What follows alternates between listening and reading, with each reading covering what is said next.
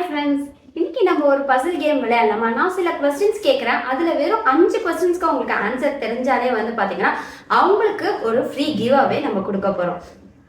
அந்த கொஸ்டின்ஸ் என்னன்னு தெரிஞ்சுக்கிறதுக்கு முன்னாடி நம்ம சேனல் இன்னும் ஃபாலோ பண்ணாமல் தான் ஃபாலோ பண்ணிட்டு பாருங்க. ஸோ ஃபர்ஸ்ட் கொஸ்டின் என்னன்னா, இந்த மலையை சுற்றி காக்கா எப்பவுமே பறக்கவே பறக்காதான், அது எந்த மலை? செகண்ட் கொஸ்டின் சிவனை தரிசிக்கிறதுக்காக அகத்தியர் முனிவர் ஈ வடிவம் எடுத்தாரு, அது எந்த கோயில்? மூணாவது கொஸ்டின், இந்த சிவன் கோயில்ல துர்க்கை அம்மன் சிலையே கிடையாது, அது எந்த கோயில்? நாலாவது கொஸ்டின், இந்த 3 கோயிலையும் ஒரே நாள்ல நீங்க தரிசனம் செஞ்சீங்கன்னா காசிக்கு போனா புண்ணியம் கிடைக்குமா, அந்த 3 கோயில் எது? அஞ்சாவது கொஸ்டின், இந்த சிவன் கோயில்ல பாத்தீங்கன்னா பால் அபிஷேகம் பண்ணோனே அது தயிரா திரிஞ்சிருமா, அது எந்த கோயில்? ஆறாவது கொஸ்டின், மாசி 28, 29, 30 3 தேதியில மட்டும் பாத்தீங்கன்னா சிவன் மேல சூரிய ஒளி படும். அப்போ அவர் மரகத லிங்கமா தெரிவாராம், அது எந்த கோயில்?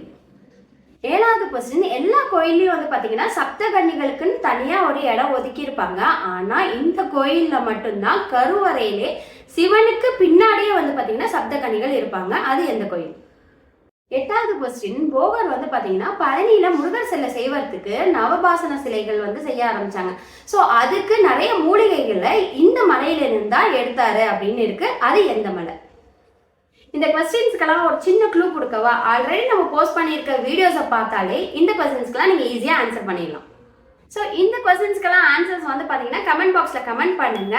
ஸோ அதுலேருந்து 3 பேருக்கு பார்த்தீங்கன்னா ஃப்ரீ கிவ் அவே கிஃப்ட்டும் இருக்குது. ஸோ மிஸ் பண்ணிடாதீங்க, ஆன்சர் பண்ணிட்டு மற்றவங்களுக்கு இந்த வீடியோவை ஷேர் பண்ணிடுங்க.